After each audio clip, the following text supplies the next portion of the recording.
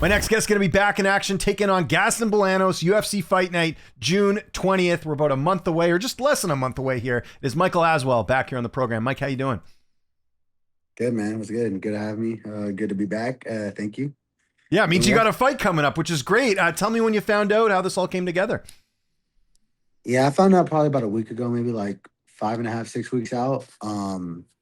Manager just told me, gotta fight if you want it, and I was like, absolutely. If you gotta fight, you got a date for me. It's all I need. Yeah, fair enough. Were there any other opponents in the mix, or just Gaston, as far as you know? No, this is all I got. I just got a name, and I just got, hey, you wanna fight this date? And I said, yeah, absolutely. Let's get it. Yeah, no, that's great. Were you a bit surprised to fight him? Because obviously he's predominantly fought at 135, so he's going to be moving up for this fight. Yeah, I thought. Well, when he said that, I was like, "Damn, am I moving down?" Yeah, Yes, are you but telling me something I didn't know? Yeah, exactly. Yeah. but yeah, no, I thought he was a 35 because I know his name. I've seen him fight a couple of times just on different UFC events and stuff. So yeah, well, I guess I just assumed I guess he was moving up. So all good. There we go. And what do you know about him? How do you feel like you match up against him here? Obviously, 8-5 record. Tell me about the matchup a little bit from your perspective. Yeah, no, he's good, man. He came from Bellator, very flashy, very Muay Thai kickboxer style. Very good. Does a lot of spinning attacks, spinning elbows and stuff. So should be a good one. Sounds like it's gonna be on the feet. Yeah, no, it certainly is. And take me through camp a bit. Usual cast of characters. Who's helping you get ready for this fight? Yeah, yeah, same, pretty much. Same team, same squad. Of course, my coach Chico. I mean, day in and day out, man. I talk to him all the time, and we're always in the mix, getting ready. Dakota just made his debut at the UFC. He's been helping me out. Got a couple of my training partners, Lloyd, Eduardo, Money, and Justice, of course. So he helped me out. So of course, my main dogs, Josh, who we've been in and out. He's been doing his little media tour, but he's always texting me, checking in on me. Alden just got a fight. He's getting ready. So we're all kind of in the mix, kind of doing our thing, getting ready for the big year ahead of us. Yeah, and I think I brought this up last time, but I mean, what a fight that was with Taira that he had. I mean, that's got to radiate on the rest of the team, just like Josh, because there's all those questions about the Pantoja fight and how it ended. And he goes out there and he made a statement in that fight. That looked awesome. Yeah, man. Everyone's calling him the paper champ and shit. We Yeah. we joking, we say all that stuff all the time, but we knew what that fight was gonna be. I mean, I'd be lying if I didn't think that fight was gonna go exactly how it played out, man. I truly thought that's how it was gonna go.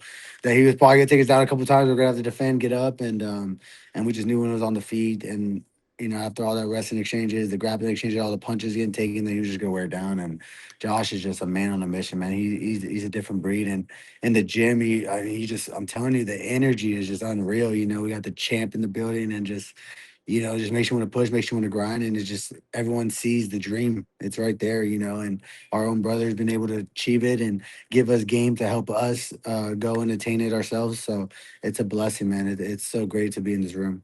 Yeah, no, I bet. And were you surprised how many people were picking Taira going into the fight? That was the part I was surprised the most about, is that I understand the Pantoja fight, but you got to look at the body of work even before that. I couldn't believe, I think he closes the betting underdog, which was crazy. Started as a dog, ended as a dog, but it's just like, man, he's a champ. Yeah. Like at the end of the day, he's a world champion, and he's been at that stage. He's fought at that level, and as young as he is, I think it's his youth and his experience. I think people, latch onto a little much, but he's just a different breed, man. He's just one of those guys that is not like not like anyone else. I'll tell you that much. Yeah, no, it was a good One of a kind.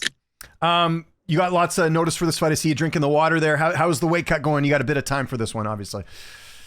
Yeah, no, everything's good. I mean, honestly, like, we're at a point now where it's just even like, how Josh came up. It's like he stayed ready and just got a bunch of short notice opportunities and took advantage of those. So he laid the foundation, and he laid the outline of how to change your life in this game. So I was just staying ready.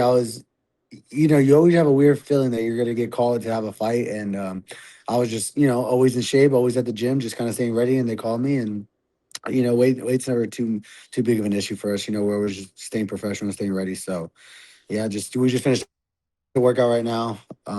So I'm just rehydrating, get my intake, my drinking back up. Okay. Do you get to enjoy Memorial Day today, or are you going to postpone that until after the fight?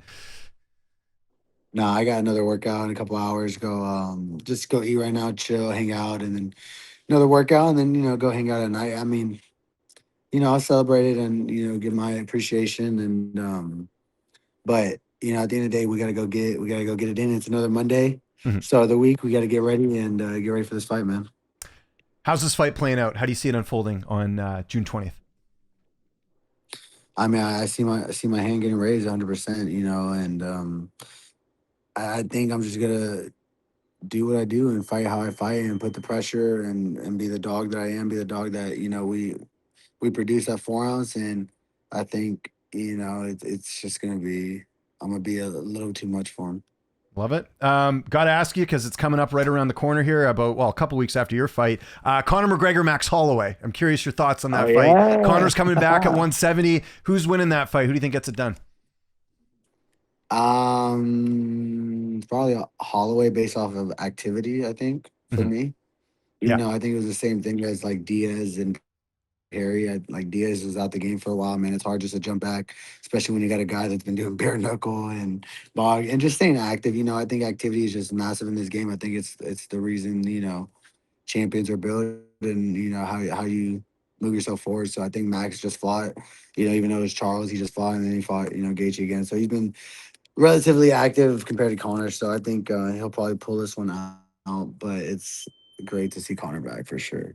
Well, and also it's interesting that it's at 170, right? So Max is moving up. Conor doesn't have to do the extra weight cut. Like I'm curious that to me is the most interesting part of the fight where, obviously Conor got finished in his last couple fights, but I do wonder if the weight cut played into that. And with him not having to cut as much, I do wonder how much of an advantage that could be with Conor. What do you make of that? Yeah, I mean, I'm not sure how much he cuts and stuff. I mean, 170 is definitely interesting. I was just asking too, because like, even like Alex is going to heavyweight. So I'm like, so does his power translate Yeah. at heavyweight, or like does 55 to 70, 45 to 55, like does it translate? Like, I really don't know the stats and the mathematics on it. So I'm definitely interested. I think it's funny that Connor just gets to do whatever and just make whatever weight Yeah. he wants whenever he wants it. Yeah, there's no, there's the MMA rules, and then there's Conor. He's like the exception to the rule. It's like, hey, you want to go But I box mean, Floyd but I get it. Mayweather? He No built. problem. Yeah, Yeah. He built it. So he yeah. built this. He made this thing a thing. So hey, kudos to him, man. Where he's been able to say, you know what? No, I actually do want to fight. You're gonna give me a fight. I'm gonna be main event and actually 170. So good on him, man. Good for him. Obviously, I know coming off the Luke Riley fight. What did you kind of take away the most from that performance that you're bringing into this fight? Yeah, man. I think Luke was, he was a better man than I for sure. But I think I fought well. I think there's a lot of areas, there's a lot of parts in most of those rounds where I felt like I was winning a lot of exchanges and doing a lot of good things. But I think I'm just gonna take in, the experience that I had, the moment, co-main event, being able to still implement things that I wanted to do, and there's always things to work on. I think that's the beauty of this game is that there's still a couple things that I didn't get accomplished. I wanted to get done that I thought could have been game changer in the fight. But I'm just taking in my experience that I got from that last fight, taking in a bunch of positive things that I did do, and then trying to fix on the couple things I didn't do well, and hope to showcase in this fight. And we kind of talked about a bit about it earlier. What did you make of the MVP card? That was a couple weeks ago, but obviously there was the Perry Diaz fight, Nagano knocked out Lynch. Yeah. People calling fight fix on the main event. What did you think of that whole event? It was cool, man. I mean, it was different. It was interesting. It's always good to have competition, I think, Mm. and MVP, Jake ruffles some feathers and stuff, and he's got the money to do it. And, he obviously can get talent. There's talent all over the world. So, it was interesting. I think it was just a little one sided as far as fights wise, but I mean, that's what you're going to get when you got the stars. You kind of want to make sure that the stars do what the stars do, and just kind of hope for the best. So, it was good. I think it could have been better, but I mean, it's his first ever show, and he got a lot of eyes, got a lot of viewers, and I think they promoted it well. So it was cool. Michael, thanks for doing this interview. Go back and enjoy your Memorial Day. I know you're still doing training, but still, I know it's still Memorial Day. If there's anyone you want to Yeah. thank before we get out of here, sponsor, social media, anything like that, I'll give you the last word. Yeah, for sure, man. Just want to shout out my team at Four Ounce Fight Club, man. Shout out my coach Daniel. Shout out, Josh, the champ. My boy Chico, Frank, Joseph, everyone, Danny holding it down at 4 ounce, man. We've been doing a lot of dope stuff, so we're just keeping it up. Shout out to my boy Brett and Blake. It's actually their birthdays yesterday and today. the bigger bet boys, always taking care of me, man. Always holding it down during fight camp and keeping it real with me, man. And my family at Villa Arcos in Houston, feeding me when you don't got food. Your family's always gonna take care of you and stuff. And my people at the Ritz and Houston, man, just always showing love. So, yeah, man, just thank you for having me, James. It was fun to have. It's always good to come on and talk. And like you said, it's always good when we're talking. It means I have a fight coming up. So I'm ready to fight, man. I'm feeling great, and I'm excited.